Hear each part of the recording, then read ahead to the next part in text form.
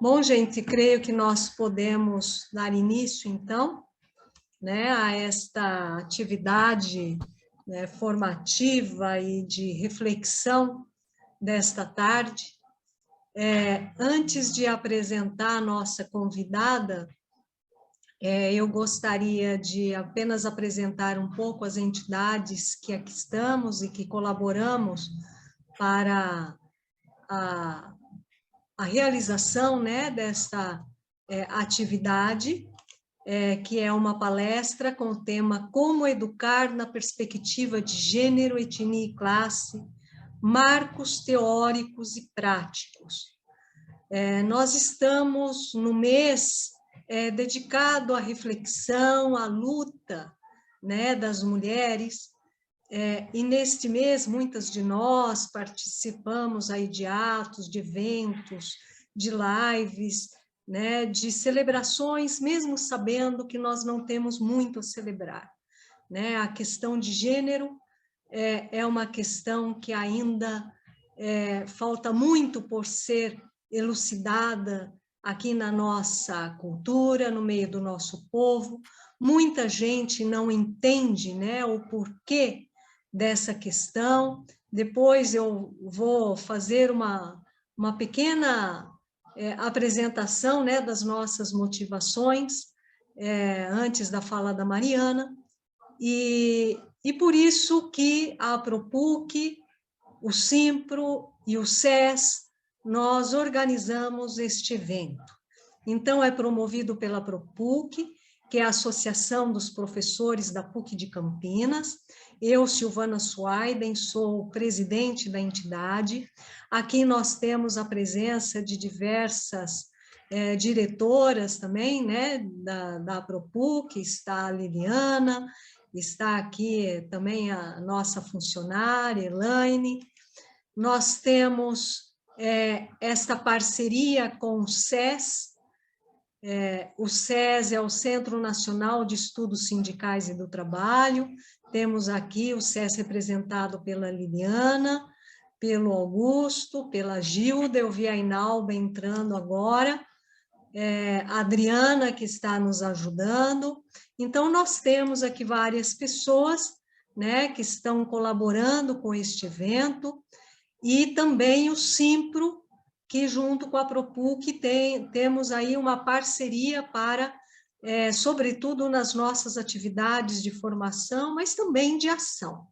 Então, eu quero passar, em primeiro lugar, a fala para a professora Conceição Fornazari, que é diretora e presidenta do Simpro Campinas e Região, e depois a fala para o professor Augusto Peta, que é coordenador também, né, da... A Lili que vai falar, tá bom. Então, a Liliana que falará pelo SES. Então, boa tarde, boas-vindas a todos e todas, e passo a palavra, então, para a Conceição, e depois para a Liliana. Muito obrigada, Silvana. Bom, boa tarde, queridíssimas mulheres aqui presentes, e querido homem aqui presente também, e todos os homens que poderão vir a assistir essa atividade. Realmente, o mês do Dia Internacional da Mulher é um mês significativo, porque a partir do 8 de março, nós trazemos à baila a questão de gênero. E, para além da questão de gênero, essa atividade que une a Apropuc, SES e Simpro debate também a questão da etnia e a questão de classe. Porque se falarmos sobre a questão de gênero e não nos reportarmos à questão de etnia, a nossa fala teórica e prática ficará prejudicada. E sem fazer a relação com o lugar dentro das classes sociais, também ficará prejudicada. Então, eu faço uma grande saudação, lembrando que vivemos ainda em pandemia. Não é verdade que a pandemia já se tornou uma endemia, não é verdade. A pandemia ainda nos marca, e marca de uma maneira muito mais acentuada as mulheres, quer seja no trabalho precário, quer seja no desemprego, na violência, ou seja, as mulheres sofrem de todas as maneiras, de uma maneira muito mais acentuada a questão da pandemia. E mais do que isso, né, as mulheres vivem, não é, a cada dia as tragédias das crises no Brasil, para além da crise pandêmica, a crise econômica, a crise social, a crise política, a miséria e o desemprego. Mas essa atividade tem um norte, que é debater e construir juntas e juntos, não é? Rumando para um mundo melhor. No dia 21 de março, a CONTE, que é a Confederação dos Trabalhadores em Estabelecimentos de Ensino, a confederação que o Simpro é filiado, vai lançar, no dia 21 de março, uma grande campanha. E a campanha intitula-se assim: Lugar de Mulher é Mudando o Mundo. Um tema muito apropriado, que eu já convido a todos e todas, vai ser às 18 horas do dia 21. E nós, mulheres, claro, juntamente com os homens, nós temos que mudar o mundo. Mudar o mundo começa por mudar a realidade no Brasil, essa realidade perversa de barbárie e de fascismo. E é uma tarefa grandiosa de fazer avançar o processo civilizatório no nosso país. Muito obrigada, Mariana, seja muito bem-vinda. Um abraço. Palavra, obrigada, Conceição, presidenta do Simpro. Passo a palavra para a Liliana Aparecida de Lima, que é também diretora da PROPUC, é diretora secretária-geral do Simpro e a coordenadora-geral do SES. Para que faça a sua saudação. Quanta coisa, né, Silvana? Quanta coisa, pois é. Quanta coisa, é. Bom, pessoal, sejam todos e todas bem-vindas. É um prazer estar aqui em nome do SES, Centro Nacional de Estudos Sindicais e do Trabalho, que temos aqui, como disse Silvana, Augusto César Peta, coordenador de formação, que sempre nos acompanha nas atividades, uma vez que tanto o Simpro quanto a PROPUC possuem um convênio com o SES. Um grande ganho que nós temos certeza de que ambas as entidades têm nesse momento. Temos aqui a presença da Gilda Almeida, que é coordenadora adjunta do SES, a presença, a Inalba disse que estaria mesmo, ela entrou aqui um pouquinho, mas ela vai assistir lá pelo Facebook. Aí agradecer também aqui a Adriana Terassi e a Priscila Amorim, que estão sempre nos acompanhando. É uma satisfação muito grande realizar mais uma atividade em conjunto com essas entidades, sempre a PROPUC, que são tão preciosas para nós. Muita luta, né? Aqui temos a Tídia, a Conceição e o Augusto, que tem uma história longa, tanto na construção do Simpro, quanto na PROPUC. Então, que nós possamos realmente continuar com essa intensa, forte e aguerrida parceria. Seja bem-vinda, Mariana. Obrigada, Silvana. E agora a palavra com você. Obrigada, Lili. Está também entre nós, acabou de entrar a professora Márcia Souza, professora da Psicologia da PUC de Campinas e também diretora do Simpro e da PROPUC. Então, a todos e todas, né, as nossas boas-vindas. E eu vou, antes de apresentar a nossa convidada, né, dizer um pouco sobre a nossa motivação, né, porque nós escolhemos esse recorte, né, de tratar a questão de gênero, etnia e classe em relação à educação. Na nossa cultura, nós vemos a cada dia ser reforçada uma tendência de naturalização da violência, seja ela de gênero, de etnia, de classe. Sabemos que, como disse a Conceição, essas dimensões não estão separadas, e o não reconhecimento né, o não reconhecimento de tudo aquilo que representa, de fato, violência, seja violência simbólica, verbal, física, estrutural, social, tudo isso que nós hoje já identificamos como sendo uma expressão intrínseca à sociedade patriarcal, enquanto nós não reconhecermos, nós não seremos capazes de modificar, não seremos capazes de transformar essa realidade. E essa realidade patriarcal de violência afeta mulheres e afeta os homens também, né? Nos afeta a todas, todos e todes, né? A questão de gênero, ela não a Mariana vai explicar melhor, ela não é uma propriedade das mulheres, né? Mas é uma categoria social que nos fala dessas construções, né, nas nossas relações sociais, né, a partir do gênero, de etnia e da classe, que são as categorias aí, os pilares, né, destas relações. Então, é por isso que nós escolhemos este tema, né? Para quem está chegando agora, novamente, boas-vindas. Então, o tema escolhido como educar na perspectiva de gênero, etnia e classe, marcos teóricos e práticos.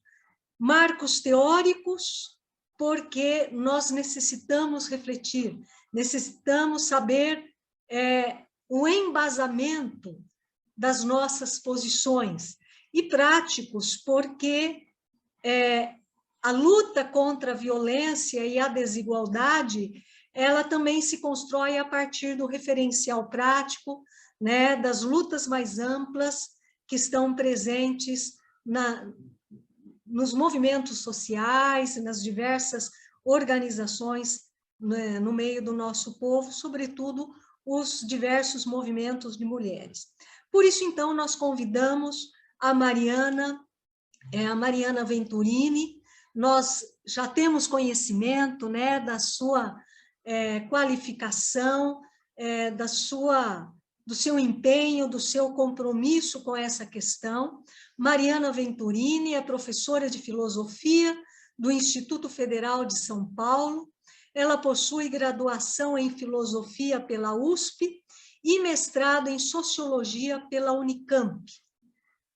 De longa data, militante feminista, trabalha temas relativos às teorias de gênero e perspectivas feministas. Desde já, Mariana, agradecemos a tua disponibilidade, sabemos o quanto é acirrada a tua agenda, né, o pouco tempo que você teve, e você aí de uma maneira muito cordial nos encaixou, né, nos ajustou aí para que pudéssemos ter esta conversa. Creio que aí 40 minutos, né, para a fala da Mariana, e depois nós teremos um debate. Então, bem-vinda, Mariana, muito obrigada, e seguimos aí a reflexão. Eu que agradeço, Silvana, a gentileza das palavras, do convite, todos que estão aqui com a gente, a Liliana, a Conceição, a Maria Atide, né? Eu tenho até dificuldade de falar Maria Clotilde, Atide, a Gilda, todos que nos acompanham aí, o Augusto, né? Sempre bom reforçar que a luta das mulheres não pode ser uma luta apenas das mulheres, é uma luta por uma nova sociedade, então ela é abraçada por homens e mulheres que querem transformar essa sociedade e acabar com as desigualdades, com o machismo. E dizer da alegria que é estar entre colegas no mês de março, essa profissão que é tão feminizada, que é a nossa profissão de professores, e talvez esse seja um dos motivos pelos quais seja tão desvalorizada, e a gente tenha que lutar tanto sempre por valorização e por reconhecimento, e ao mesmo tempo essa profissão, nossa profissão, que é absolutamente estratégica para a gente poder mexer num dos pilares da opressão das mulheres na sociedade. Afinal de contas, a cultura, um dos elementos mais fortes e mais eficientes da nossa aculturação é precisamente a educação formal, a educação não formal, a educação informal. Eu vou tentar passar um pouco por isso brevemente aqui no tempo que eu tenho. Será que eu consigo projetar? Share. Vocês estão vendo? Ainda não chegou, Mari. Mas está carregando aqui. Ah, tá carregando? Tá Aqui, para mim, vocês Mariana. estão todas congeladas. Estou torcendo para não cair. Ah, então deve ser por isso, Mariana. Ai, Jesus. Mas dá um tempinho que chega. Na hora que a sua internet aí regularizar. Porque está aparecendo para nós assim, Mariana Venturini está começando a compartilhar.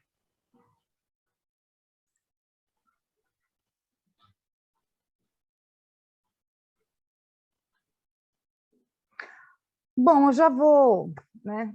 Vamos, se não der, a gente faz sem paciência. E Mariana, qualquer coisa, se você tiver alguma queda aí, que você perceber que está difícil, você dá uma saidinha e retorna. Chegou, Mariana. Agora tá. Tá jóia, então. Obrigada, gente. Exibir, né? Vocês estão... Bom, vocês estão vendo na telinha cheia, né? O quadro. Vocês estão me ouvindo? Oi, Mari. Não está tela cheia, mas dá para ver direitinho. Está bem tranquilo. Tá. Deixa eu ver se eu não consigo. Normal. No rodapézinho aí tem tipo uma tacinha. Uma confissão prosaica. Eu estou com o Windows novo, eu ainda não sei onde estão as coisas. Ah, tem uma tacinha aqui embaixo. Isso, é. Ah, obrigada, Adriana. Agora entrou. Bonito. Obrigada. Ele está demorando mais para carregar. Mas ele vai carregar. Não, começa a contar meu tempo só depois.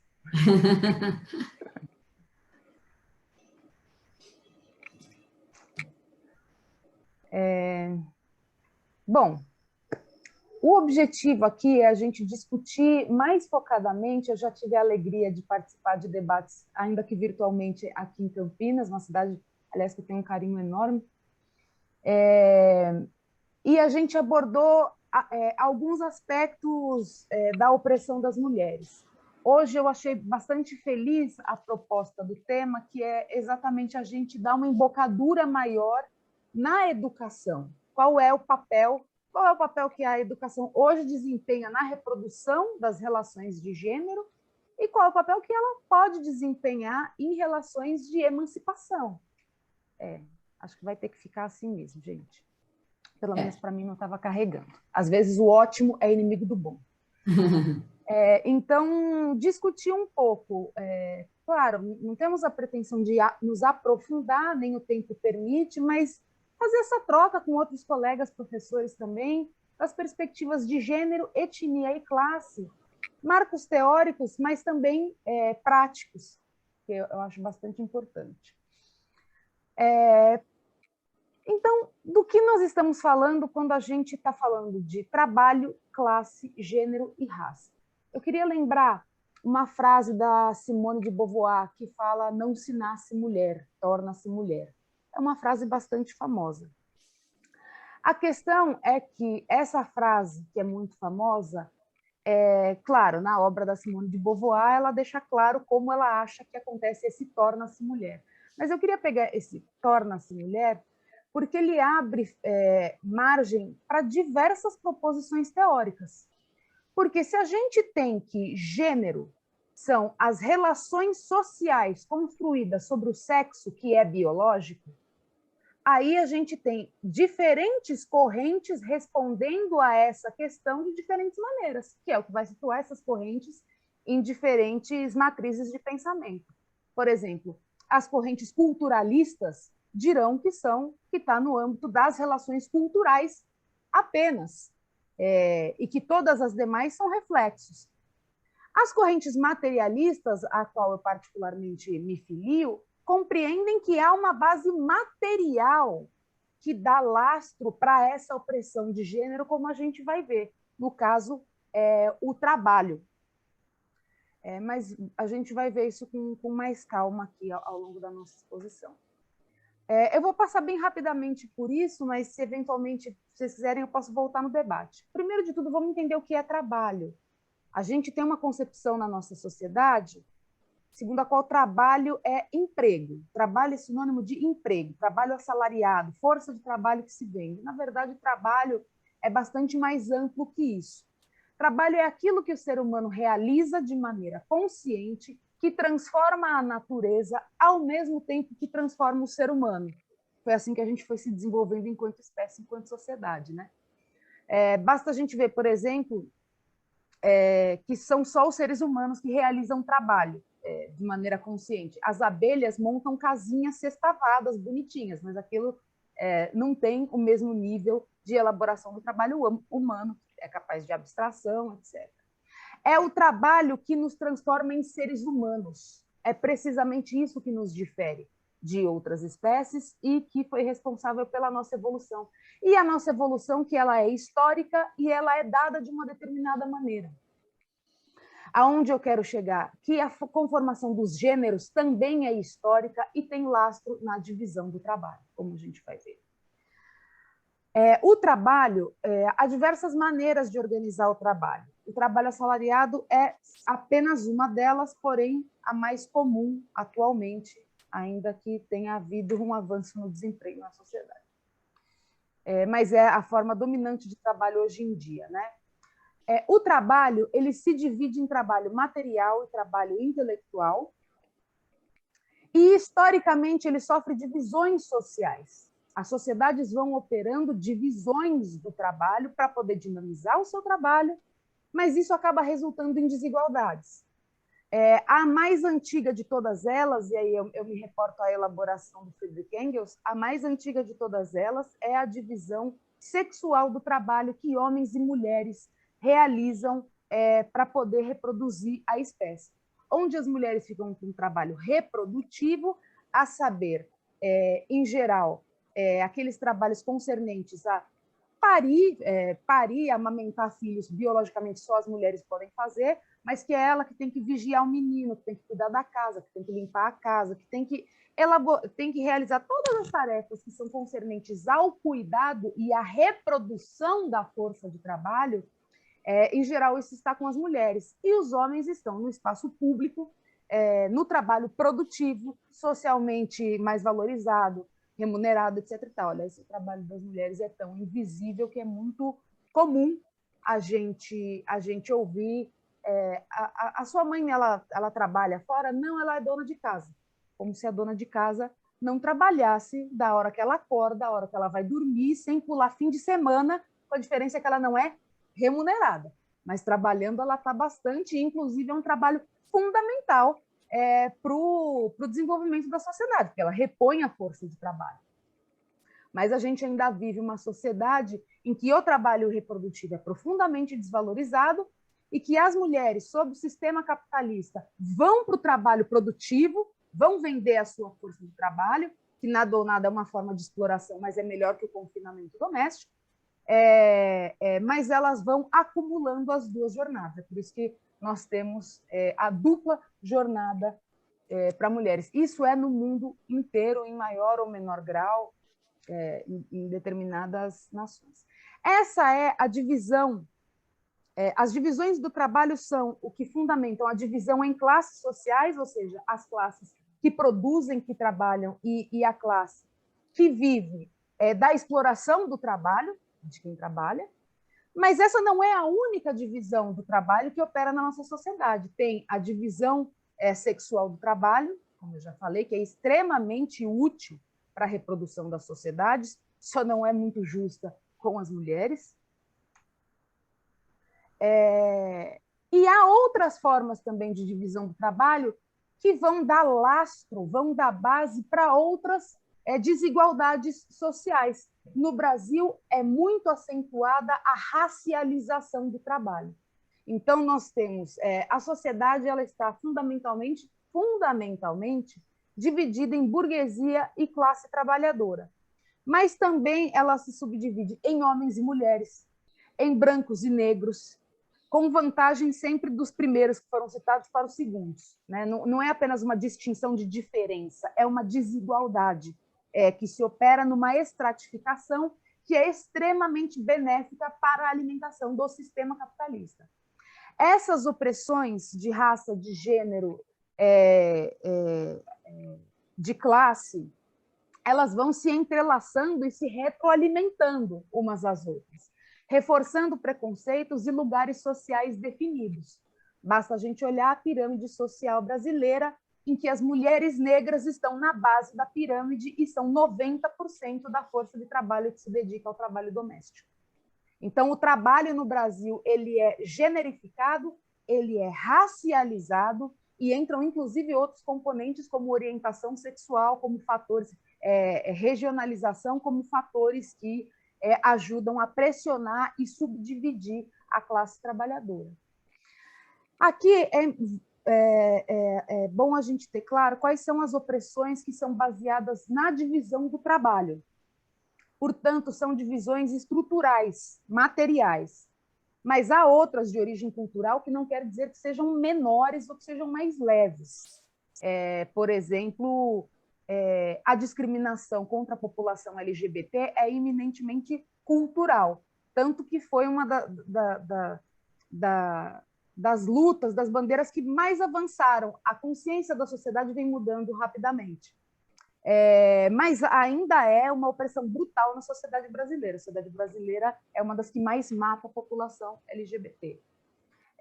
Mas tudo isso vai operando como maneiras de estratificar, dividir a classe operária, e todos esses preconceitos ainda são reforçados em grande medida no ambiente escolar, no ambiente educacional, como um todo, né? Aqui eu vou passar rapidamente. A divisão sexual do trabalho, ela opera fundamentalmente com dois princípios: separação e hierarquia. O que dizem esses dois princípios? Separação diz que há trabalhos que são de homens e há trabalhos que são de mulheres. Né? Ou seja, masculinização e feminização do trabalho. E a hierarquia, que diz o trabalho de um homem vale mais que o trabalho de uma mulher. É o que, por exemplo, isso fica claro quando, por exemplo, o trabalho das mulheres, para cada R$100 que um homem no Brasil ganha, uma mulher ganha 79. Se a gente for separar, desagregar esse dado por raça, aí a gente vai ver batendo para cada homem branco, R$100 que um homem branco ganha, uma mulher negra não chega a ganhar 70. E aí isso a gente está falando, na verdade, de uma opressão brutal de um contingente gigantesco de pessoas, de brasileiros e brasileiras, que são impedidos de dar a sua contribuição plena ao desenvolvimento do Brasil porque são discriminados, porque não têm acesso adequado à educação, porque sofrem com aquilo que a gente chama de parede de vidro, que a pessoa só pode ter alguns nichos profissionais e não outros, o teto de vidro, que ela até acende um pouquinho na carreira, mas dali ela não passa, e assim sucessivamente. Então, quando a gente fala de construção da igualdade para essas populações historicamente discriminadas, a gente está falando de fazer justiça social com esses grupos? Claro que está, mas a gente também está falando de destravar uma barreira para o desenvolvimento do Brasil, que é trazer maiores contingentes, mais cérebros, mais talentos para contribuírem plenamente para o desenvolvimento do Brasil e não subempregados em tarefas de baixo valor agregado, como a gente vê hoje, infelizmente, né? Aí dessa dupla jornada advém, da divisão sexual do trabalho, advém a dupla jornada para as mulheres, e a gente compreender que é a divisão sexual do trabalho que está na base, precisamente, da construção social do gênero. Porque essa foi uma categoria que ela, na verdade, é oriunda da linguística, e nos anos 80 foi importada para a sociologia, e hoje é amplamente aplicada em diversos ramos do conhecimento, que é precisamente... aí eu faço o link com a Simone de Beauvoir de novo, né? Não se nasce mulher, torna-se mulher. A categoria gênero, ela vai dizer exatamente isso. Olha, o que faz as mulheres gostarem de rosa, irem para áreas ligadas ao cuidado, não são os hormônios, nem nenhuma questão anatômica, mas porque elas são socializadas para tal. Assim como os homens não são essencialmente como se descreve o que se espera do homem. Ele é decidido, ele gosta de exatas e assim sucessivamente. E isso, inclusive, muda no tempo e no espaço, mas sempre com desvantagem para as mulheres. O gênero, o masculino e o feminino, são sempre construídos um em contraposição ao outro, com desvantagem para o feminino, sempre.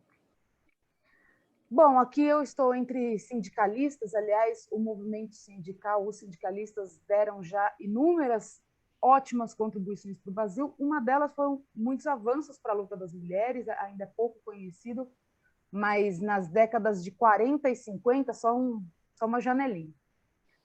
Muitos sindicatos tinham diretorias, departamentos femininos para discutir as questões das mulheres, então os trabalhadores, as trabalhadoras, principalmente brasileiras, dão contribuições nesse sentido já há muitas décadas, felizmente. Infelizmente, ainda tem muito o que fazer. E aí, falar um pouco de divisão social do trabalho e racismo. No Brasil, há trabalhos de negros e trabalhos de brancos, estando as profissões de maior prestígio e remuneração a cargo dos brancos e as de menor prestígio, escolaridade e remuneração com a população negra. Isso é herança direta do Brasil escravocrata. O racismo permeia o nosso cotidiano desde sempre. Desumanização, violência e pobreza são o dia a dia de milhões de brasileiros considerados negros. Esse também é um elemento que vem à tona na sala de aula relativamente recentemente, essa conscientização da importância do papel da sala de aula para desconstruir ainda uma cultura racista que nos permeia.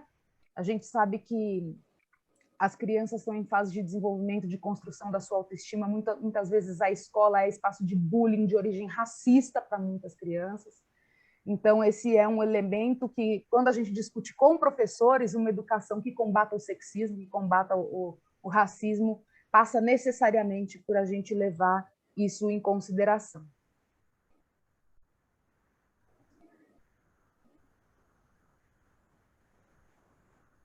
Eu vou passar esse aqui. Aí eu vou entrar mais na questão da educação. Eu abro aqui para falar de um antropólogo, o Roque de Barros Laraia, que o comportamento dos indivíduos depende de um aprendizado, de um processo que chamamos de endoculturação. Um menino e uma menina agem diferentemente não em função dos seus hormônios, mas em decorrência de uma educação diferenciada. Isso a gente tem sempre que repisar, por mais que pareça uma obviedade, porque basta a gente abrir qualquer publicação de jornal científico, etc. Eu vi outro dia uma pesquisa que eu achei fenomenal. As mulheres têm uma necessidade de sono, as mulheres sentiam mais sono do que os homens. A resposta dos cientistas, batata, eles nem titubearam, hormônios. Porque, afinal de contas, tudo que há de diferente entre homens e mulheres só podem ser hormônios. Não é porque as mulheres têm carga de trabalho superior, é claro que elas precisam dormir mais. A gente trabalha mais. Então, ainda graça nas ciências, uma visão biologizante, nas ciências em geral da natureza, nas sociais com menor impacto naturalmente, né? Até por dever de ofício, mas ainda viceja na sociedade concepções biologizantes da diferença entre homens e mulheres. Mas então, o que é estereótipo de gênero e quais as suas consequências? Bom, a gente já discutiu o que é gênero, agora vamos ver o que são estereótipos, né? Estereótipo é o ato de atribuir características idênticas a todos os membros de um grupo. Isso é um estereótipo. É o estereótipo da garota, o estereótipo da mulher idosa, o estereótipo do nordestino, o estereótipo... Pode inclusive ser positivo, né? Você esperar algo bom, tipo, japoneses são estudiosos. Isso é um estereótipo. Nem todo japonês vai ser estudioso. O que é um preconceito? É uma opinião, a rigor é uma opinião bem argumentada, é um pré-conceito. Pode ser ofensivo, como pode não ser. É uma atitude positiva ou negativa sobre um grupo com base em suas características. É uma atitude gerada pelo estereótipo construído sobre o sujeito ou a instituição. Nessa mesma revista que eu vi, Sociocientífica, tem esse trecho que eu achei muito sintético. O outro elemento do preconceito é a ação, que comumente chamamos de discriminação. Que existe uma diferencinha conceitual. O preconceito, você pode ter o preconceito, mas não ter uma ação discriminatória. Que a discriminação, sim, é o ato de utilizar esse estereótipo para recorrer a uma ação negativa, injustificada ou prejudicial contra membros de um grupo. Notem que ali a gente teve 3 camadas, né? Uma coisa é você formar um estereótipo, outra coisa é desse estereótipo você ter um preconceito e esse preconceito se transformar em uma discriminação, que já é uma ação. E por que a gente fala em estereótipo de gênero? De acordo com o Alto Comissariado das Nações Unidas para Direitos Humanos, estereótipo de gênero é uma opinião ou preconceito generalizado sobre atributos ou características que homens e mulheres possuem ou deveriam possuir, ou das funções sociais que ambos desempenham ou deveriam desempenhar. Então, notem que quando a gente está falando de estereótipo de gênero, a gente habitualmente, até porque quem levantou a ideia de estudos de gênero e questiona as relações sociais de gênero é o polo oprimido, que são as mulheres, mas gênero também é o gênero masculino, é a construção social que se faz sobre o menino, das expectativas do que se espera dele, do que seja um homem. Né? E todo o pacote que isso enseja. E, às vezes, ele não tem nada a ver com aquilo, mas ele tem que performar uma pessoa que ele não é, assim como as mulheres. O estereótipo de gênero é prejudicial ao limitar a capacidade de homens e mulheres para desenvolverem suas aptidões pessoais, terem uma carreira profissional e tomarem decisões sobre suas vidas e projetos vitais. Eu ouvi isso ontem na sala de aula e meu coração ficou apertado. Uma aluna minha do ensino médio falou assim, professora, eu queria fazer mecatrônica, mas aí falaram que menina não tem menina na mecatrônica e eu vim fazer logística. Uma garota de 17 anos. Eu ouvi isso em 2022. E isso é no mundo todo, né? Então, e é na sala de aula que a gente sente esse tipo de coisa pulsar com muita força. Os estereótipos de gênero afetam meninas de todo o mundo, independentemente do nível de desenvolvimento de seu país. Eles são fomentados pela sociedade em geral, desde os pais até os professores. No mundo inteiro existem estereótipos de gênero com prejuízo das mulheres. Em algumas sociedades vai se expressar mais assim ou mais assado, mas ainda é uma realidade bastante forte. De acordo com a pesquisa Gender Stereotypes, enfim, publicada na revista Science em 2017, as meninas começam se sentindo menos inteligentes do que os meninos a partir dos 6 anos. Com 6 anos, as meninas já começam a ter uma percepção de que elas são menos inteligentes. De onde elas tiram isso? É o entorno delas, é a maneira como elas são tratadas, que tipo de tarefas, que tipo de brinquedos dão para elas. É isso que vai conformando e fazendo com que ela, já com 6 aninhos, olhe para o lado e ache que a menina é mais inteligente que ela. Isso faz com que os meninos, ao longo da vida profissional, intelectual, acadêmica, tenham mais confiança do que as meninas. As meninas sintam que tem que se esforçar muito mais, e provavelmente tenham mesmo, porque ainda existe muita discriminação contra as mulheres nos meios acadêmicos e intelectuais, né? E essas diferenças entre meninos e meninas vão se tornando desigualdades. A Unesco alerta que as mulheres estão subrepresentadas em disciplinas STEM, que é a sigla deles para Science, Technology, Engineering e Math, que é ciência, tecnologia, engenharia e matemática, as chamadas áreas duras, as áreas de valor agregado, as áreas de prestígio social. É como se houvesse um cérebro, aliás, é como se houvesse não, né? Eu já ouvi isso mais de uma vez. O cérebro masculino e o cérebro feminino. Existe o cérebro masculino e o cérebro feminino. Os cérebros são iguais. A educação que você dá para um e para outro que torna um mais apto a essas disciplinas STEM e o outro mais apto às humanidades. Por que de tantas desigualdades entre homens e mulheres? As características estariam no corpo ou na mente de cada um?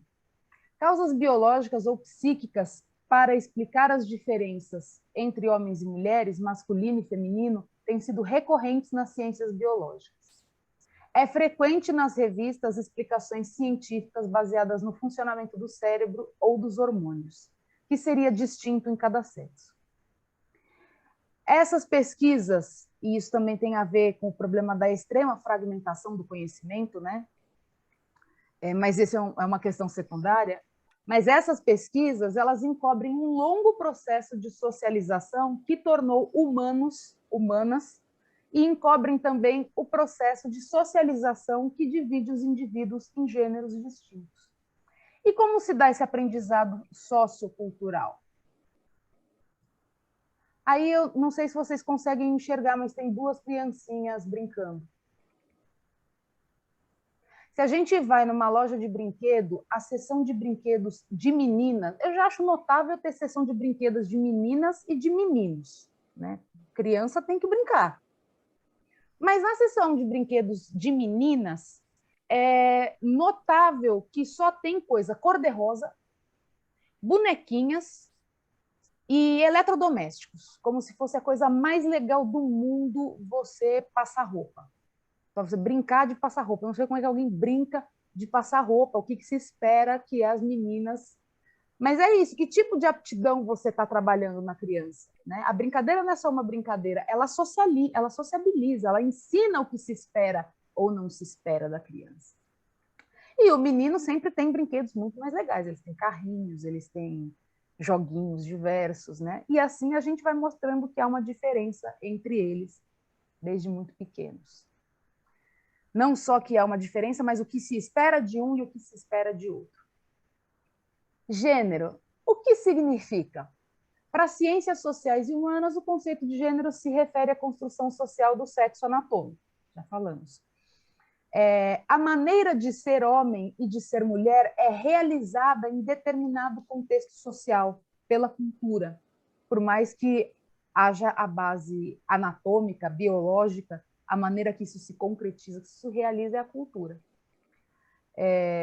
O modo como homens e mulheres se comportam em sociedade corresponde a um intenso aprendizado sociocultural que nos ensina a agir conforme as prescrições de cada gênero.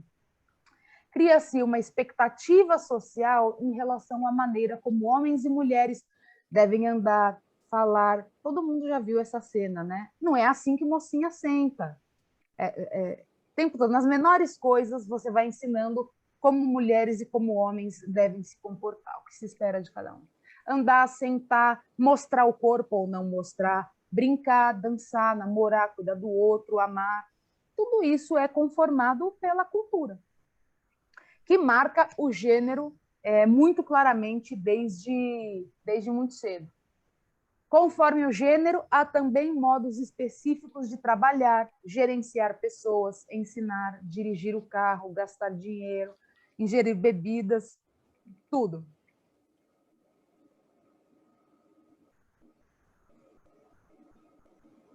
De forma que refletir sobre relações de gênero implica realizar uma releitura de todo o nosso entorno. O que significa, por exemplo, repensar a cultura da linguagem, porque vamos pensar que a maneira como a ideologia, a cultura entra na nossa cabeça é através dos símbolos, é através das palavras. Então pensar a importância de uma linguagem que seja adequada, que não seja opressora, é bastante importante.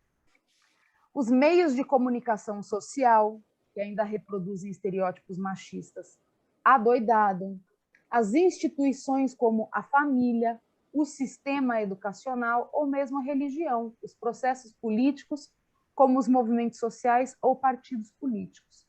Então, é a gente entender que as relações de gênero não são uma caixinha que o movimento feminista cuida.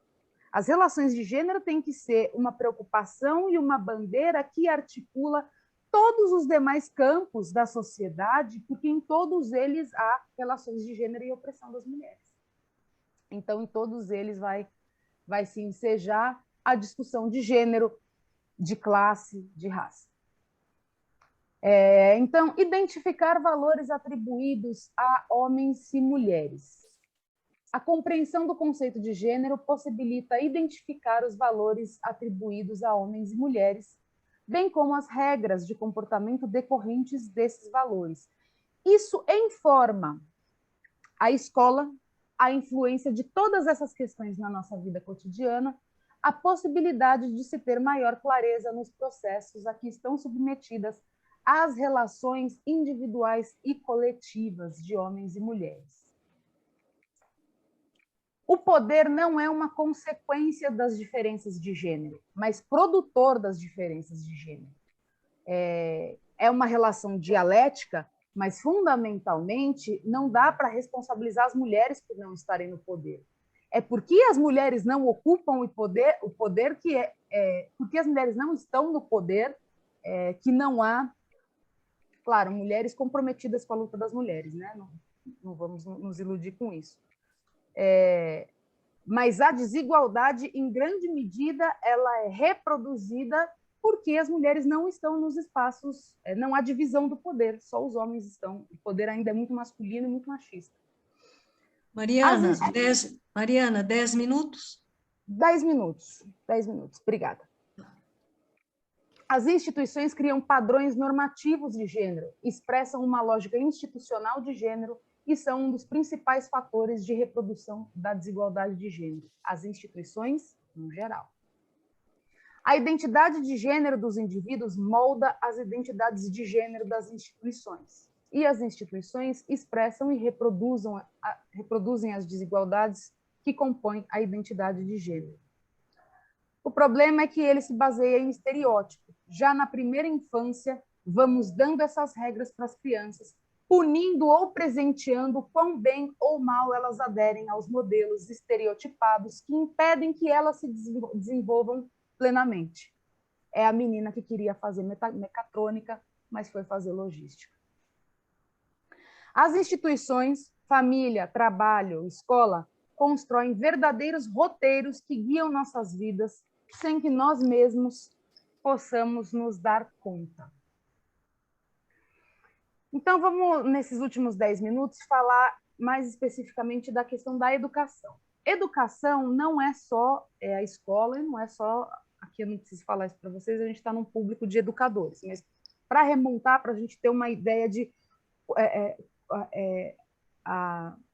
como nós somos bombardeados com essa ideologia dos estereótipos de gênero. É na educação formal, nas escolas, nas instituições educacionais como um todo. Na educação não formal também, sindicatos, organizações, movimentos sociais.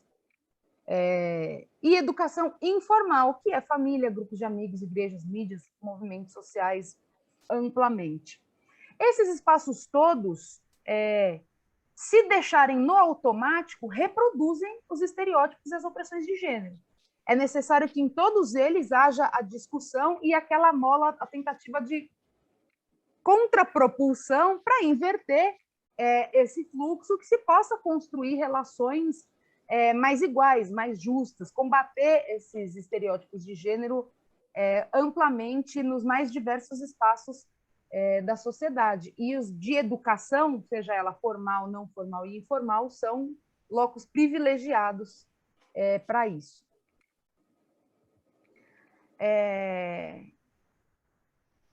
Aqui. Estereótipos de gênero e provérbios populares, para a gente ter claro do que a gente está falando quando a gente fala de cultura e relações, estereótipos de gênero.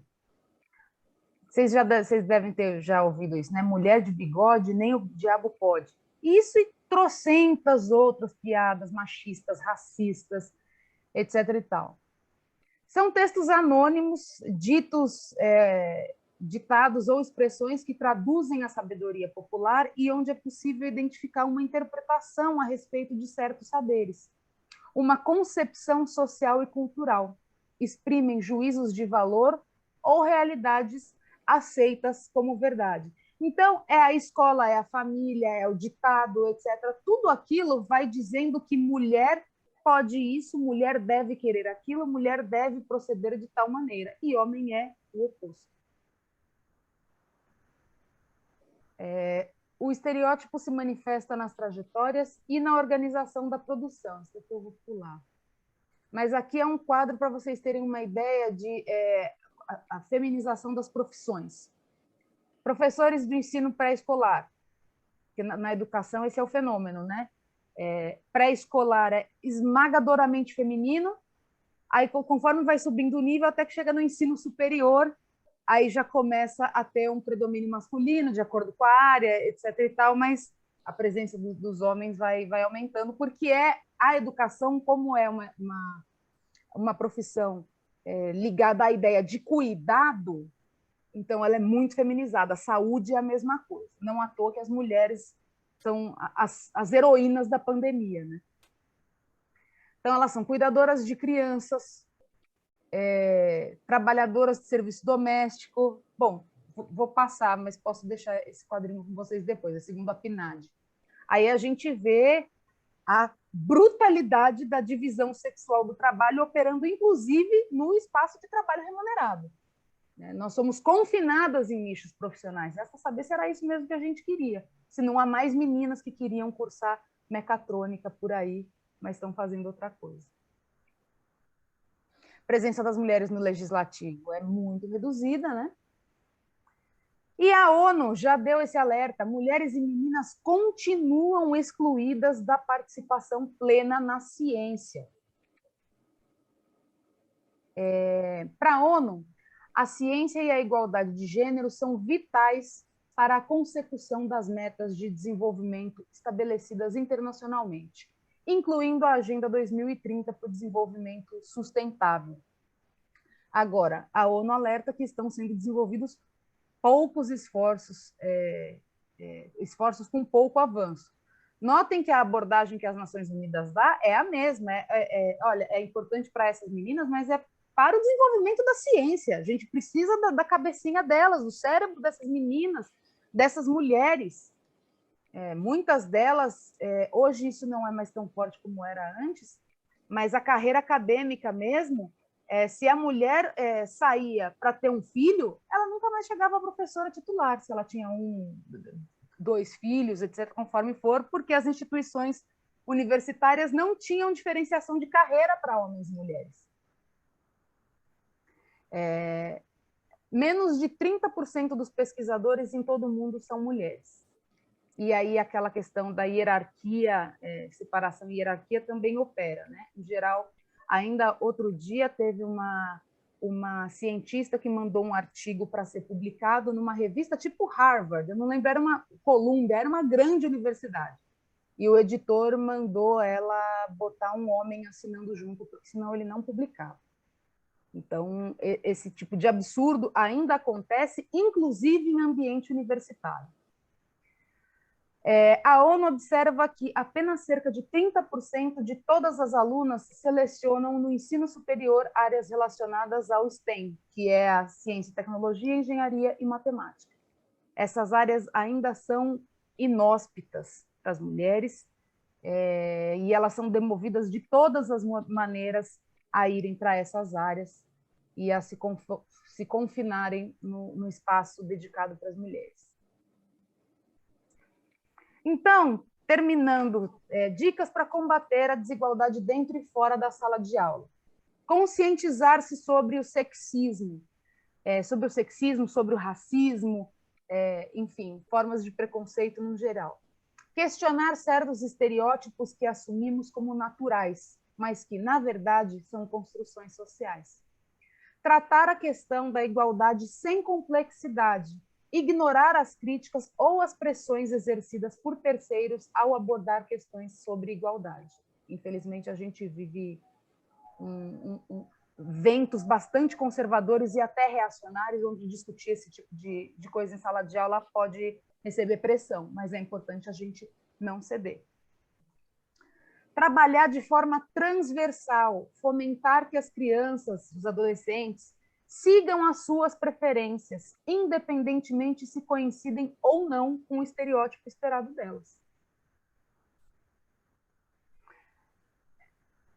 É importante revisar periodicamente os planos de estudos, livros didáticos e programas de formação docente para garantir que os estereótipos de gênero não se perpetuem, ou assegurar a promoção de programas de aprendizagem, tutorias, redes ou bolsas de estudo para fomentar a incorporação das mulheres no campo STEM, que é essa barreira, né, essa dificuldade que as mulheres têm, é como se fosse uma reserva estratégica da masculinidade.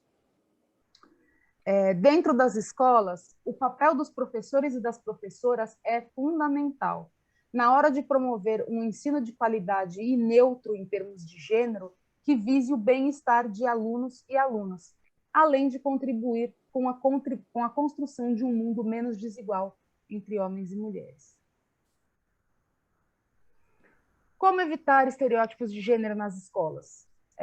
Promover jogos e brinquedos neutros, cooperativos e compartilhados entre meninos e meninas, entre crianças brancas e negras também, o raciocínio se aplica. Incluir a igualdade de mulheres e homens e racial no projeto educacional. Colaborar com as famílias de modo a promover uma educação que evite comportamentos sexistas, que é aquela ideia de você envolver também a comunidade escolar, né? Realizar treinamentos periódicos para professores em coeducação. Selecionar materiais escolares e projetos educativos que não sejam sexistas. Incentivar os professores a tratarem meninos e meninas da mesma forma. Às vezes é nesses detalhes que a coisa é mais difícil de fazer, porque é muito instintivo, né, da cultura de todo mundo, da nossa cultura, né, tratar de maneira diferente meninos e meninas.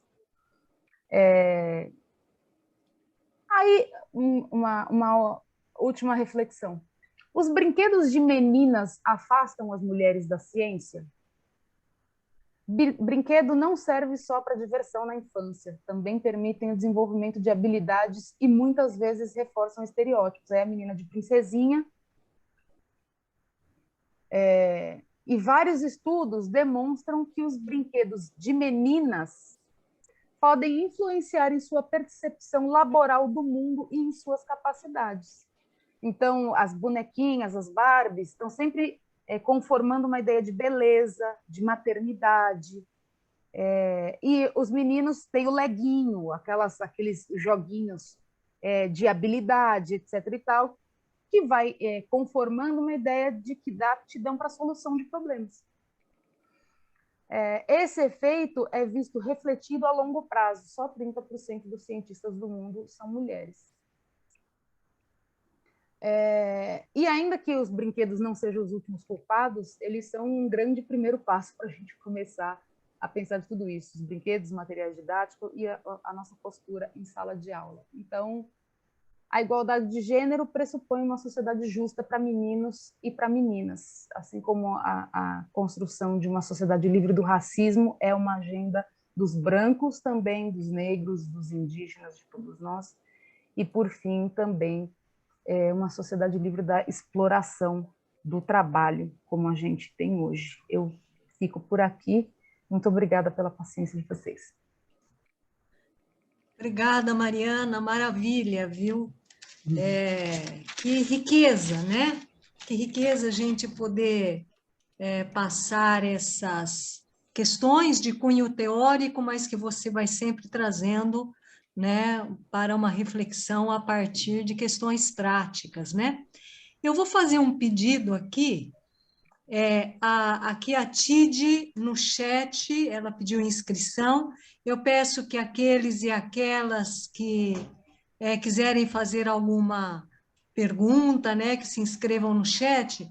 Eu vou pedir aí para o pessoal aí, as meninas que estão nos bastidores, a Elaine, a Adriana, não sei aí quem poderia ver, se há questões que aparecem lá entre o pessoal que está acompanhando pelo Facebook, né? O Facebook do SES e da Propuc está transmitindo este evento, né? Esta atividade, e ali também podem ter alguma participação.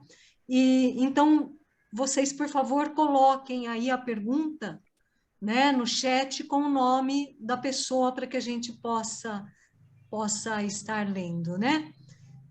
Então, Tide. Oi? Tide, pode falar. Pode falar depois.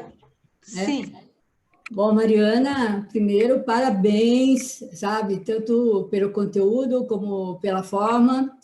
Até já peço para você, porque eu agora voltei a dar aula, estou no curso de Direitos Humanos, e se você pudesse compartilhar comigo o seu PowerPoint, eu vou utilizar nas minhas aulas, que eu achei muito bom e muito completo.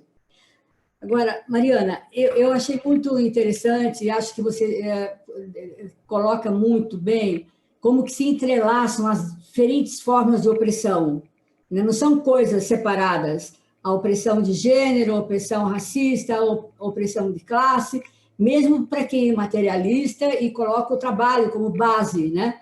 da divisão, da formação das classes sociais, da desigualdade social. Então, acho que essa polêmica que as lutas identitárias seriam lutas menores, independente da forma como elas se desenvolvem, né? Eu acho que a sua colocação aí explicita bem.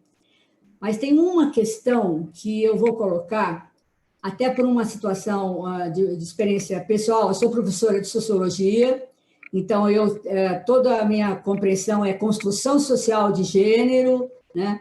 É o histórico e tudo mais, né? Só que, nesse momento, eu tenho uma neta que está com um diagnóstico de autismo. E eu comecei a entrar nesse mundo da explicação biológica, porque é a formação do cérebro, né? E mostrando como que essas crianças, o autismo não é doença, mas é uma diversidade de um grupo, de uma espécie humana, e que precisa ser muito estimulado já na primeira infância, para que o cérebro se estimule, né, e se socialize, até para levar a socialização. Então, eu tenho pensado o seguinte, que tem essa questão do autismo e tem a questão do trans, né? Uma criança que, com 2 anos, né, é um menino que se vê como uma menina. E, nesse universo desse debate, se coloca assim, não é uma questão de anormal e normal, não é uma doença. Você teria o típico e o não típico. Então, como é que você vê, por exemplo, se toda a evolução histórica, as mulheres sendo submetidas e tudo mais, a divisão sexual do trabalho, como isso marcou o físico da mulher? Então, a questão biológica não pode também ser ignorada. Uma dúvida, a questão biológica. Quer dizer, não, claro que tem toda a construção social, o homem mais inteligente que a mulher, etc. Mas tem a questão biológica que também se entrecruza com a questão cultural e com a reação de cada um. Então, você tem mulheres que, por exemplo, sofrem toda a construção social, que seriam tipicamente mulheres, né, no sentido do gênero feminino, e você tem algumas que já resistiram e que já têm uma situação diferente. Então, é aquela mulher que gosta da matemática e que são minoria, mas aí explicaria a diversidade humana. Então, aí o trans seria uma diversidade. Você tem uma situação de orientação sexual. Então, não é a opção, né? Como se em um determinado momento se colocava, é uma opção. Não, as pessoas, do ponto de vista mesmo biológico, né, entrelaçado com a questão cultural, elas têm uma orientação sexual que não é aquela orientação tipicamente do homem ou tipicamente da mulher. Então, é uma coisa que eu estou enfrentando agora, essa questão da influência do biológico, que eu gostaria de ver como que você pensa isso ao entrelaçar com a construção social aí do gênero, na questão de gênero, né? Como é que fica? Cid, essa é uma preocupação que eu tenho muito, porque se a gente estivesse falando, se fosse apenas social e apenas cultura, dentro de uma cultura todo mundo ia ser igual, né? Ou ia haver uma homogeneidade maior entre pessoas e há uma diversidade grande. Eu acho que há um elemento biológico que não está explicado. E por que, por exemplo, aí é da nossa posição, num momento em que ainda há explicações biologizantes para justificarem desigualdade, é a gente acentuar a explicação no social. Sim.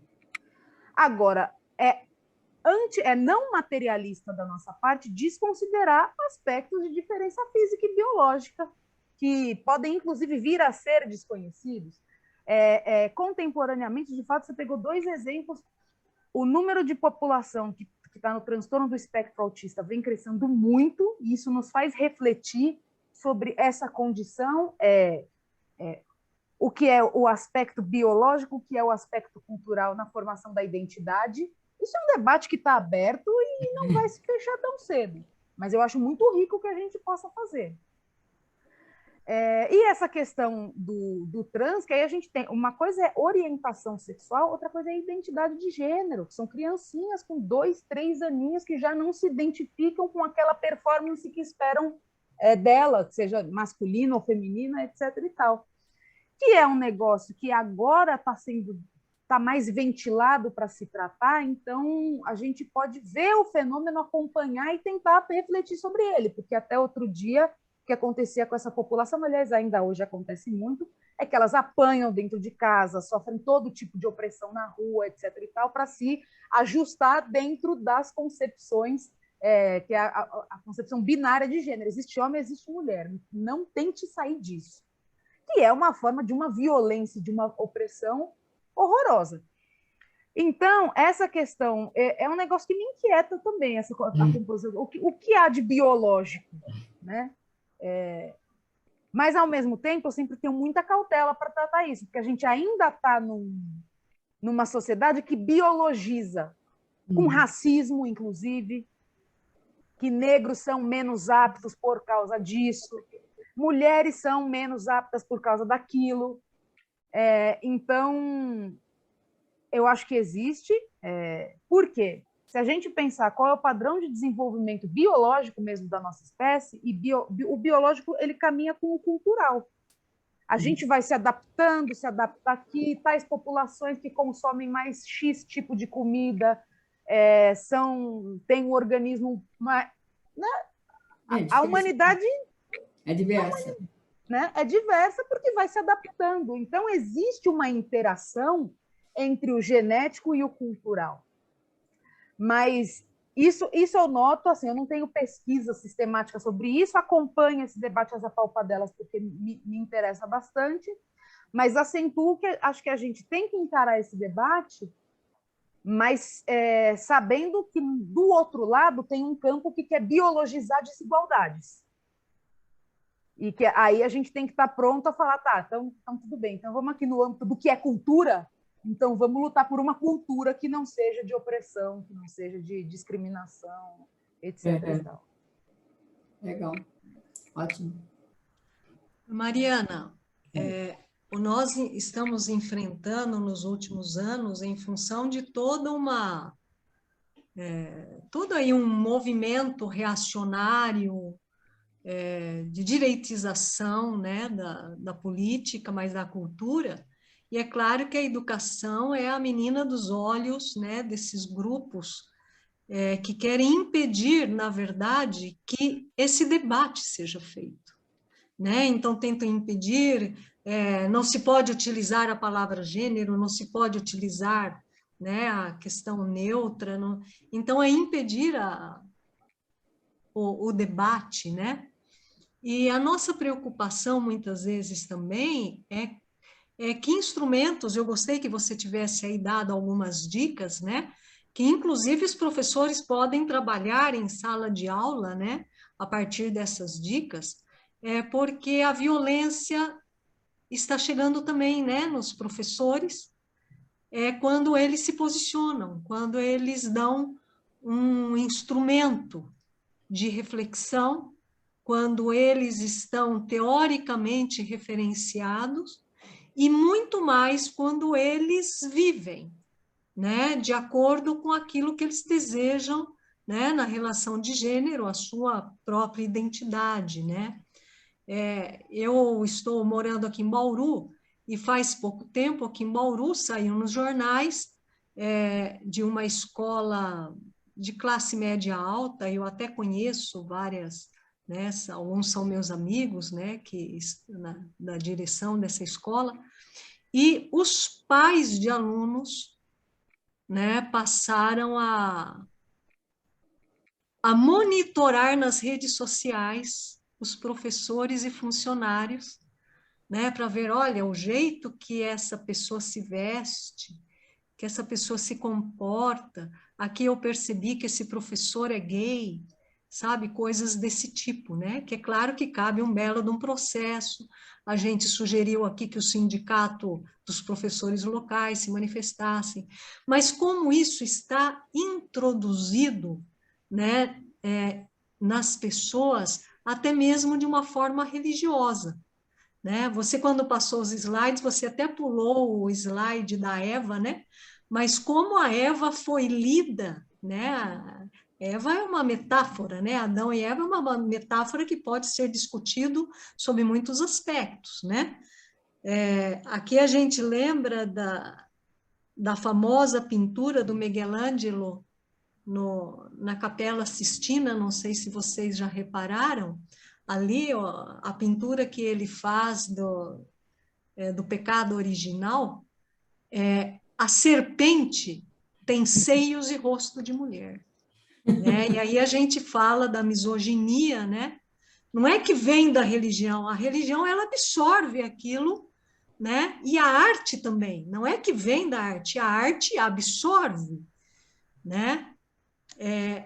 E a religião e a arte podem mudar também, né? O conteúdo, né? E os símbolos de sua linguagem, né? Então, para os professores, é importante que, do ponto de vista teórico, haja uma clareza, até mesmo, né? Quer dizer, para a sua defesa e para a própria qualidade da educação, né? Que saiba ali onde há preconceito, onde há discriminação, né? Onde há... Então, eu gostaria que você falasse, assim, brevemente, sobre que outros caminhos ou outras fontes nós podemos identificar da misoginia moderna, né? Nós sabemos aquilo que vem aí pelas tradições, mas também essa misoginia moderna, alguns dizem que está diretamente relacionado também ao ódio de classe, né? Ao preconceito e ódio de classe, né? Mas eu não sou socióloga, não tenho essa clareza, né?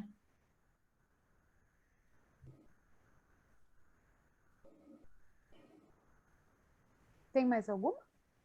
O Augusto está inscrito. Se você quiser, a gente fazer a partir de 2, 3. Não, se são poucas, vamos aí. Essa coisa da misoginia, você falou a religião, a arte, elas são fruto da misoginia, mas elas também são semente. E elas vão retroalimentando e potencializando. Você me pergunta fontes de misoginia, é muito difícil onde não seja fonte de misoginia, porque ela é um componente da nossa sociedade, que é estruturada em classes e na divisão social do trabalho, na divisão entre brancos e negros, entre mulheres e homens, entre burgueses e trabalhadores. E é em cima disso que se cria esse sistema estamentado, que, para se justificar, cria esses recursos ideológicos, como a misoginia, o machismo, esse ódio de classe. Isso que você fala, quando a gente fala em violência nas escolas, a gente sempre pensa nos alunos, né? Mas os professores estão expostos a sofrer misoginia, racismo, homofobia, machismo, e estão mais expostos do que nunca, porque essa onda reacionária que vem varrendo o Brasil, ela é anti-intelectualista, então ela tem uma raiva de professor. Atacar os professores é estratégico, enfraquecer os professores é estratégico. É isso, é o professor que pode ser tutelado. Isso é de um autoritarismo. Aluno que grava um professor em sala para ele se sentir constrangido, para não abordar assunto X ou assunto Y. Então, a gente está com déficit democrático nas escolas, não só nas escolas, né? Nas instituições educacionais como um todo, e é grave, né? Você ter que explicar para um estudante que ele não pode constranger o professor dele, que o professor dele não vai falar apenas aquilo que lhe agrada, que um dos papéis da educação democrática e emancipadora é poder botar o estudante e o próprio professor, inclusive, em contato com outras ideias, com ideias diferentes, né? Então, e na educação, esse choque se sente muito, né? De uma educação emancipadora, democrática, que a gente queria construir, que a gente está tentando construir, e é na sala que explode esse conflito com essa sociedade autoritária que tenta se impor pela força do grito e é constrangendo o professor porque é gay, porque é mulher, porque é de esquerda. E isso tudo, claro, é no sentido de boicotar essas iniciativas de pensar uma educação que seja para a emancipação e não uma educação que reproduza opressões, estereótipos, explorações, etc. e tal. Então, e assim, e aí não é só educação formal, né?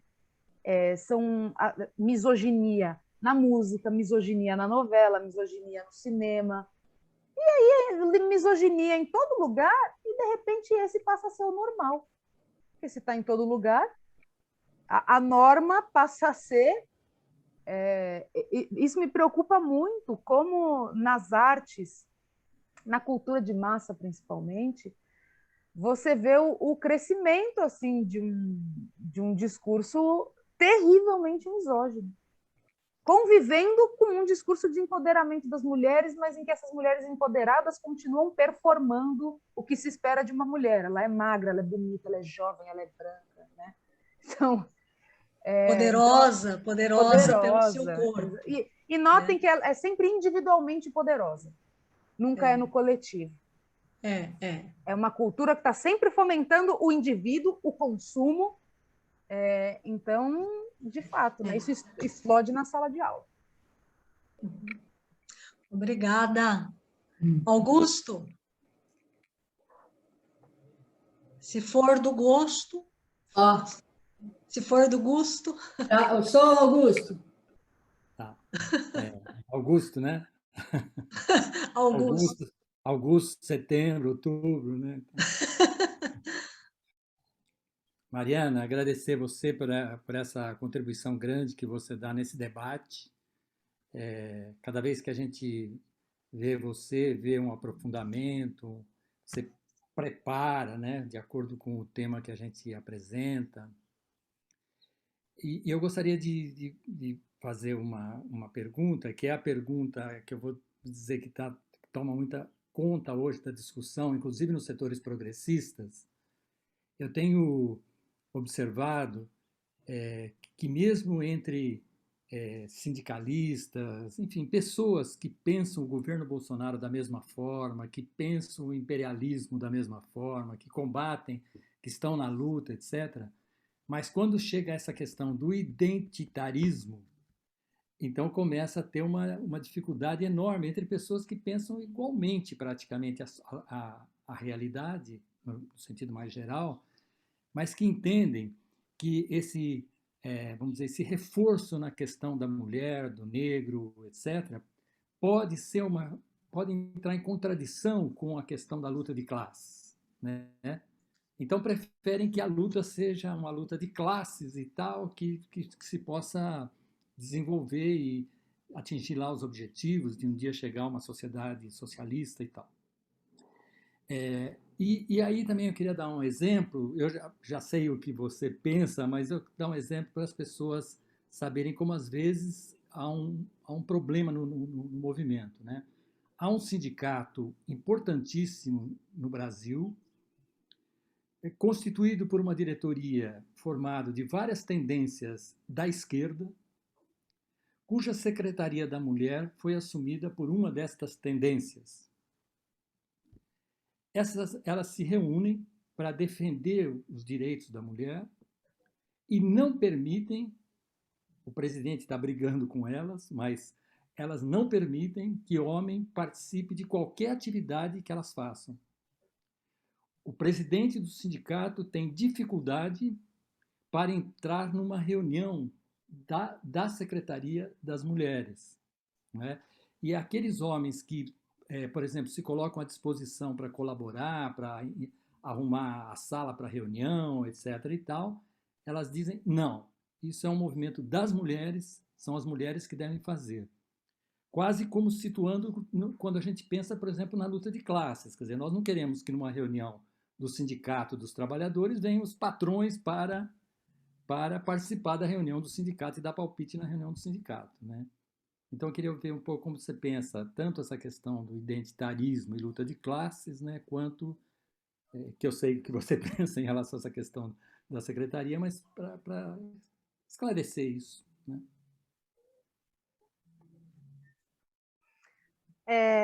Bom, essa questão, eu acho bom a gente separar um pouco, porque eu acho que no nosso campo da esquerda tem muita confusão sobre o que é identitarismo. Eu gosto da elaboração do professor Domênico Losurdo, em que ele diz o seguinte: não existe a luta de classes, que a gente acabou fazendo uma leitura de que luta de classes é luta sindical nas fábricas, nas cidades. Numa caricatura, claro, né? Mas quando a gente vê, ainda há uma leitura bastante reducionista de que luta de classes é isso aí. Tanto que a turma está patinando para organizar esses meninos trabalhadores de aplicativo, né? É difícil. O Losurdo vai dizer o seguinte: olha, o Marx ele falava em lutas de classes. É erro de tradução traduzir como luta de classes. Não é luta, é lutas. E aí o Losurdo bota o seguinte: qualquer luta que bote no centro o questionamento da divisão social do trabalho e a construção de uma nova sociedade é luta de classes. Então, é luta de classes, a luta das nações oprimidas contra a nação opressora, contra a nação imperialista, é a dimensão da divisão internacional do trabalho. Então, é uma divisão da luta de classes. Ele fala, é uma dimensão da luta de classes, uma expressão da luta de classes. A luta das nacionalidades oprimidas contra as nacionalidades opressoras, quando questiona a divisão social do trabalho, como é, por exemplo, que Marx descreve os irlandeses contra os ingleses. E é uma expressão da luta de classes a luta que as mulheres celebram contra a divisão do trabalho no interior das famílias. Isso também é expressão da luta de classes. Eu acho que isso ajuda a gente a ampliar um pouco o escopo do que seja a luta de classes. Segundo, às vezes eu vejo leituras culturalistas muito reduzidas do que significa a agenda do Bolsonaro para as mulheres. Não é só falar, mulher veste rosa, menino veste azul. Isso é o caricato. A agenda que o bolsonarismo tem para as mulheres é de acabar com os serviços públicos, aliás, do capitalismo hoje, na crise do capital, porque um capital que está enxugando o Estado e os serviços públicos do Estado, os serviços de cuidado do cidadão, quem é que vai cuidar? De quem está velho, da criança, da casa. É uma agenda do capital mandar as mulheres de volta para casa. Nós estamos vivendo um contraciclo civilizatório a partir do capital. Então, não compreender a agenda das mulheres como parte integrante da luta geral neste momento é estreito e do ponto de vista tático e estratégico, muito pouco, é míope. Então, assim, isso é uma coisa. Agora, há também visões equivocadas por parte do movimento. O movimento feminista é múltiplo.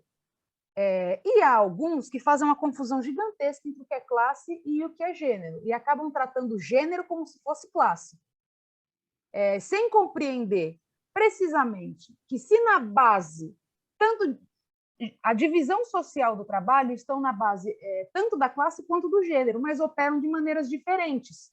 Porque toda a classe, por exemplo, é composta por metade de mulheres. Nós somos o único grupo social que é metade de todos os demais grupos sociais. Isso faz com que a luta das mulheres tenha algumas particularidades. A mulher, ela não é só mulher, ela não é um gênero que flutua por ali. Ela também tem classe, ela também tem uma outra identidade racial, etc, etc. Todos esses componentes têm que ser considerados. Agora, sobre essa visão, eu acho errado politicamente, mas até admissível, um movimento feminista que não permite a participação de homens. Agora, um movimento sindical é a representação da categoria. Eu acho que é uma visão de movimento que é pouco politizada e muito estreita. Não permitir que o presidente... Uma vez a gente arrumou, acho que eu já comentei essa história com o Augusto, eu tive que arrumar uma confusão para o presidente da Uni falar na abertura do encontro de mulheres e estudantes da Uni. A gente fala, mas como isso? É a Uni que está... Ele é o presidente da Uni. Porque para algumas correntes do movimento feminista, o agente opressor é o homem. A gente tem uma visão mais dialética, o feminismo marxista, etc., tem uma visão mais dialética. Claro, existe a dimensão que é intersubjetiva, e aí é um homem que oprime, certo? Porque não é o imperialismo que espanca à noite, não é a taxa de juros que pratica violência sexual, certo? Em geral, é um homem que faz isso. Agora, ele é o homem que faz isso não por uma construção individual biológica dos homens, mas por uma sociedade que permite isso. Então, quem que é o seu inimigo? É o seu parceiro de sindicato? Ou é a exploração, é a sociedade? Acho que isso sempre tem que ser mediado. Para terminar, eu acho que até você ter espaços em que só possa entrar mulheres em nível de base, em nível de bairros, que às vezes aquilo vai funcionar como um lugar de acolhida para as mulheres falarem dos seus problemas. São violências que elas sofrem, que elas ficam envergonhadas, elas não vão falar na frente de um homem, se ele estiver lá. Agora, num espaço de elaboração política de uma entidade sindical, aí eu acho um pouquinho de exagero. E notem, não é que, mas ele vai protagonizar, não, ele não precisa ser o secretário da mulher, mas não deixar o sujeito participar, falar, dar opinião, eu acho um pouquinho de exagero e que não conduz a luta das mulheres para muito longe, porque acaba mirando botando a mira dela para os colegas da categoria do sindicato. O grande problema é o machismo do sindicato e não a sociedade que permite violência contra as mulheres, exploração de classe, etc. e tal. Que ótimo, Mariana, muito bem. De fato, se a gente for perceber, né, o quanto contribui para a nossa luta, eu vi nesses dias, né, em torno do 8 de março, e neste ano e nos anos passados também, quantos companheiros também se uniram à luta das mulheres. E até mesmo, quer dizer, a reflexão, nós percebemos que já começa a integrar, né, essa relação, porque, queira ou não, seja no âmbito doméstico, seja no mundo do trabalho, entre os amigos, a gente escuta hoje companheiros que não tinham certo tipo de manifestação até um tempo atrás, né? Então, é importante isso, creio, porque a libertação não é libertação somente de um gênero, né? De todos os gêneros. E eles também sofrem, eles também, né? Se a gente for pegar aí já até mesmo no plano psicológico, né? A misoginia, o temor, a fobia, né? É algo que tem que também ser curado nessa cultura, né? Então, é algo que tem que ser transformado. Eu não sei aí se há mais alguma pergunta ou manifestação, Adriana, aí pelos... Não, só tem reações e comentários do pessoal que está assistindo, mas não tem nenhuma reflexão, nenhuma pergunta. Então tá bom. Então, aqui, gente, nós chegamos aqui também, né? Hã? Lili, acho Augusto? que tá com a mão, aparece Lili com mão levantada. Aí. Lili, desculpa, Lili, eu não vi. Sem problema, sem problema. Você, então. Nós passamos um pouquinho só do tempo, estamos dentro ainda.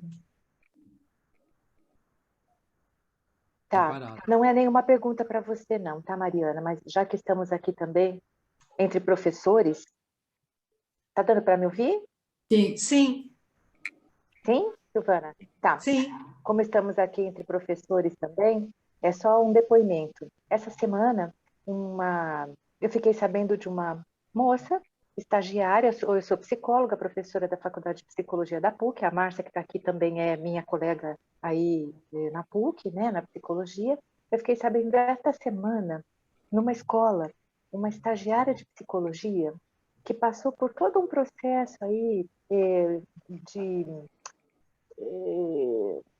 cirurgia bariátrica, portanto, perdeu bastante peso, né?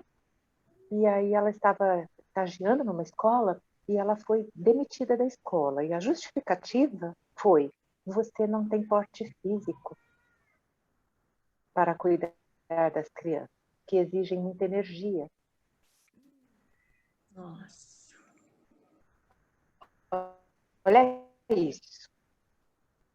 Eu só queria dar, tá? Porque nós vamos enfrentando nuances de toda essa questão, né? E foi uma diretora que a desligou, de mulher para mulher, marido.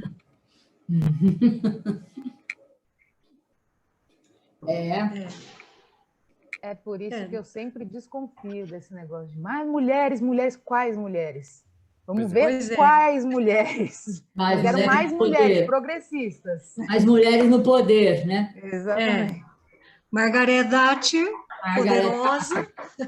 Era preferível não tê-la. Prefiro não. A Damares vai ser candidata a senadora, pelo que ela está falando. Meu Deus do céu. Que medo. Mas olha, que riqueza, que bom esse debate, né? Só temos a agradecer, viu, Mariana, a tua clareza e o teu cuidado, né? E a tua inteligência em abordar um tema que é tão espinhoso.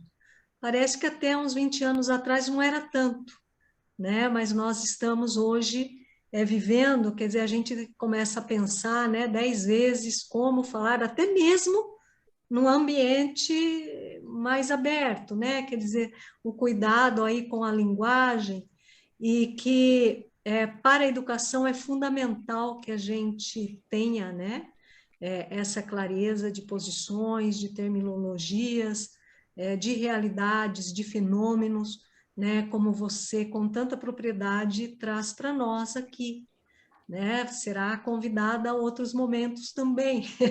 A gente sabe, vamos esperar aí quando você estiver com a agenda um pouco mais tranquila, né? Então, queremos agradecer a todos, a todas, a todes que participaram aqui na plataforma do Zoom, que participaram pelo Facebook, do SES ou da Propuc. Esta live ficará gravada aí, né, para vocês, na página da Propuc. Adriana, na página do SES também, fica um tempinho? Fica disponível, sim. Tá bom, então fica disponível. E o nosso interesse justamente é esse, que